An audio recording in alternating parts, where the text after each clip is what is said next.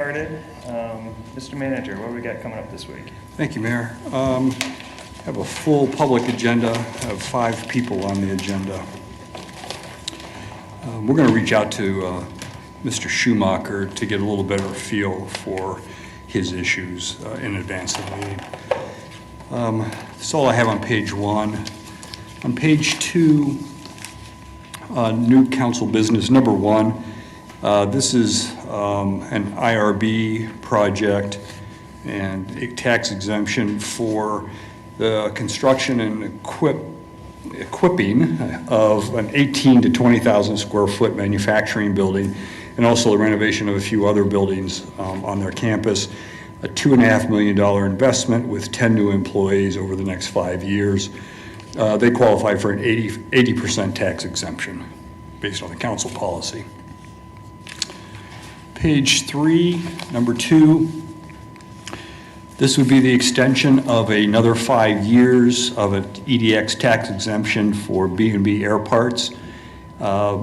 This was for a manufacturing project. They have exceeded their capital investment, job, and wage projections. So staff's recommending the second of the 5-year terms. Number 3 is our annual dead-end mains elimination program, $1.1 million to construct loops to eliminate some of the flow problems we have on dead-end mains.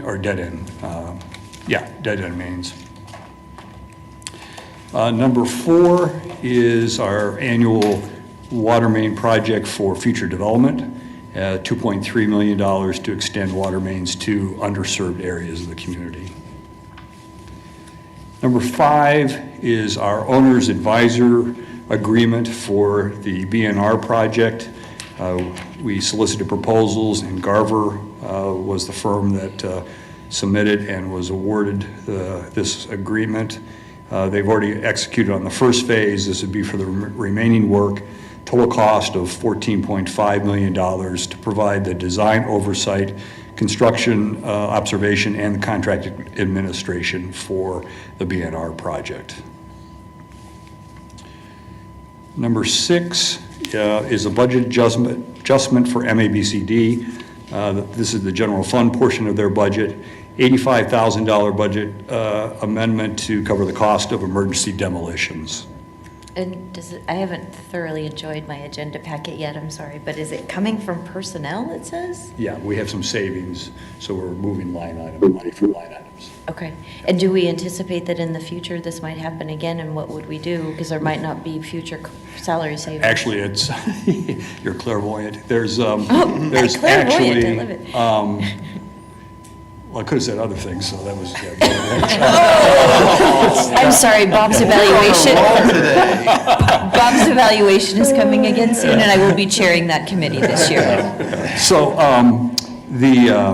I believe that they have some additional expenses that they've incurred and need funding before the end of the year. We're trying to find a funding source for that because they can't cover it in their existing budget. So you're right, they've been very active based on council direction this past year on demolition work and some other cleanup work.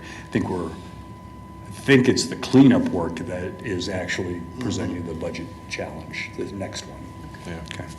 Thank you, sir. Yep, thank you. All right.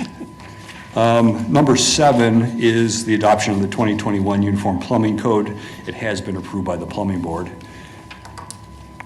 Page 4, number 8, is approval of the 2021 International Mechanical Code, and this has been approved by the Mechanical Board. Number 9 is the appropriation of $420,400 in ESG CARES funding. This would be added to a previous commitment that you made of about $800,000 in the similar ESG CARES money for the purchase and renovation of an existing building to create 22 to 24 shelter rooms for victims of domestic violence. Number 10 is also the use of ESG CARES Act funding. This is $125,000 for the funding of the winter emergency shelter for this coming season. This is for the homeless. And number 11. Hey, Bob, yes.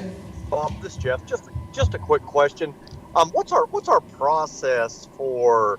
I mean, do we have a process whenever we're trying to identify some of these organizations that need the funding? It sounds like specifically it's homeless, domestic violence type issues. How are we?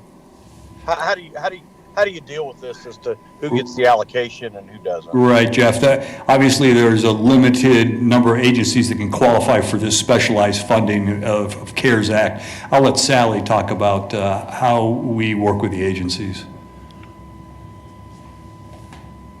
Good morning. Yes, under normal allocations of ESG, we do use the Grants Review Committee and conduct an RFP process for allocations each year. We're looking to go to a 2-year cycle starting this next funding round. But for ESG CARES, because we had such a short turnaround of when that money had to be fully allocated, which was by last Christmas, we reached out to all of our providers to inquire about particular needs that they had in addressing COVID-19.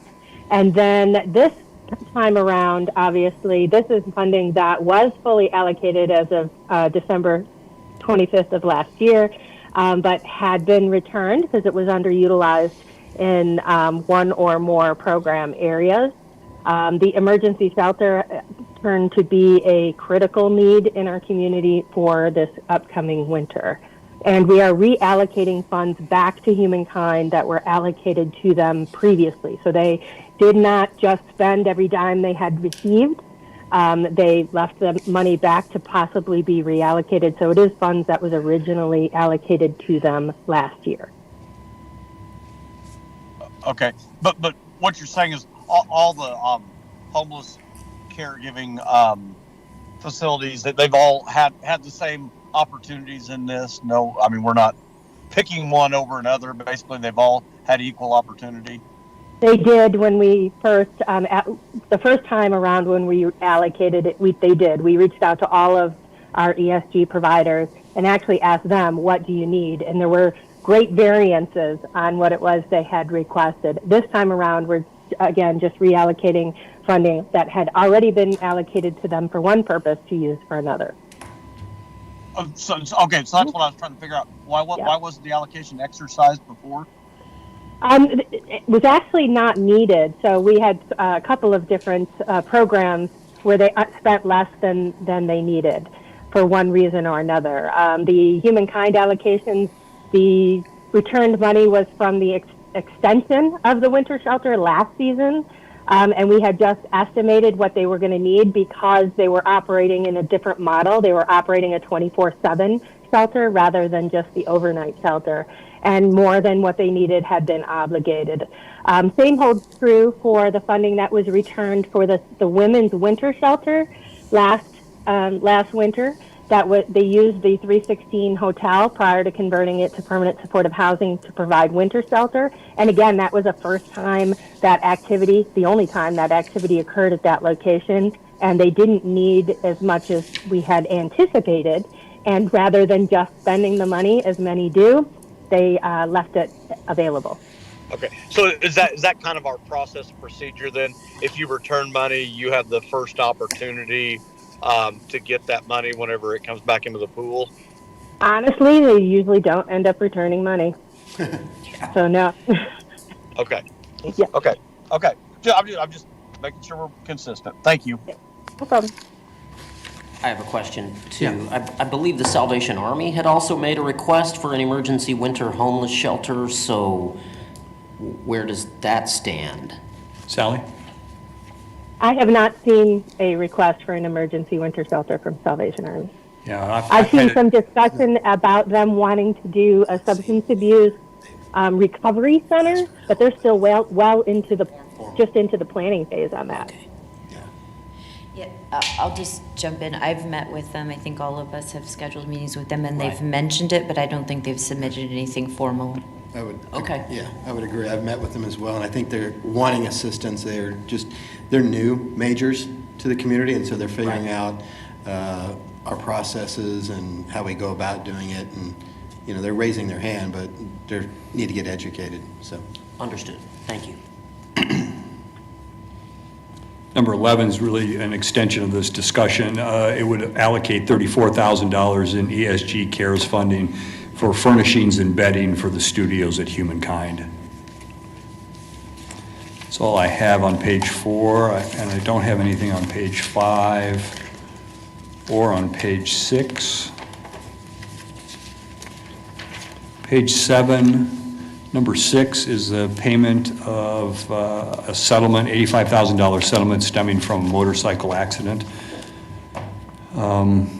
Number 8 is $10,600 from the Kansas Department of Education for our after-school meal program. Then that's all on 7. On 8, one airport item, and this is a $10,000 increase in our design contract for our runway rehab project at Jabara.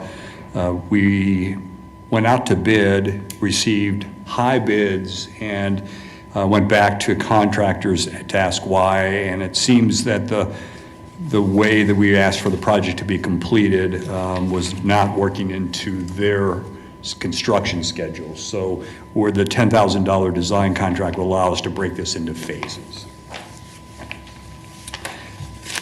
Mayor, that's all I have. All right, any further discussion on the agenda?